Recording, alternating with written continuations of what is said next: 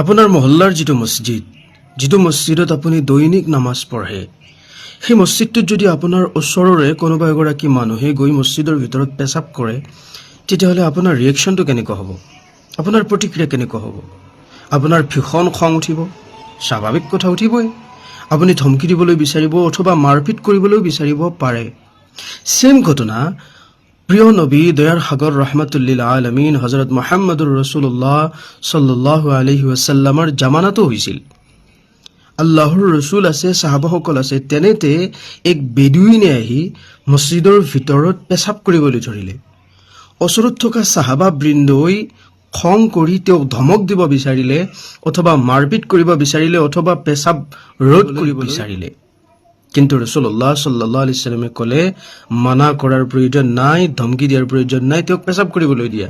সাহাবাসকল আচৰিত হৈ চাই থাকিল। আৰু যেতিয়া পেচাব কৰা হ'ল, তেতিয়া ৰাছুলুল্লাহ সাল্লাল্লাহু আলাইহি ওয়াসাল্লাম সেই বেদুইনগৰাকীৰ ওচৰলৈ গ'ল অথবা বেদুইনগৰাকীক ওচৰলৈ মাতি আনি ক'লে, বোলে যে এইটো আল্লাহৰ ঘৰ, এইটো মছজিদ, এইটো ইবাদত গাহ হয়, ইয়াত আমি নামাজ পঢ়োঁ, ইয়াত পেচাব কৰিব নালাগে। এই বুলি বুজনি দি সেই মানুহজনক কোনো মাৰধৰ নকৰাকৈ, ধমকি নিদিয়াকৈ, গালি খপনি নপৰাকৈ সুন্দৰভাৱে বিদায় দি দিলে। যদি ইছলাম কট্টৰপন্থী হ'লহেঁতেন, যদি ইছলাম হিংসা কৰিয়া হ'লহেঁতেন, তেন্তে প্ৰাথমিক অৱস্থাত সাহাবাৰ যি ইমান, যি মজবুতি, আৰু সেয়া ৰাছুলুল্লাহ সাল্লাল্লাহু আলাইহি ওয়াসাল্লামৰ সময়তে, তেন্তে মছজিদৰ ভিতৰত পেচাব কৰি কোনোৱে জিন্দা বাচি যাব নোৱাৰিলেহেঁতেন। ইয়াৰে পৰা ৰাছুলুল্লাহ সাল্লাল্লাহু আলাইহি ওয়াসাল্লামে আমালৈ বাৰ্তা দিছে যে আমি সদায় সহজ হ'বলৈ শিকিব লাগে।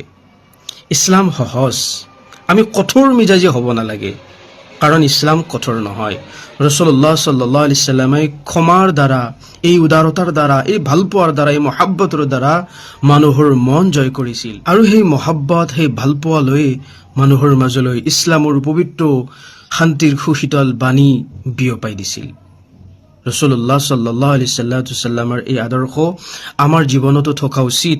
যিসকলে ৰাছুলুল্লাহ সাল্লাল্লাহু আলাইহি ওয়াসাল্লামক আজি ক্ৰিটিচাইজ কৰে, তেওঁলোকে এনে আদৰ্শৰ পৰা নিশ্চিতভাৱে শিকিব বহুত পাৰিব আৰু সমালোচনাৰ পাত্ৰ যে ৰাছুলুল্লাহ সাল্লাল্লাহু আলাইহি ওয়াসাল্লাম নহয়, সেইটো উপলব্ধি কৰিব পাৰিব। মোৰ আশা, মোৰ বিশ্বাস।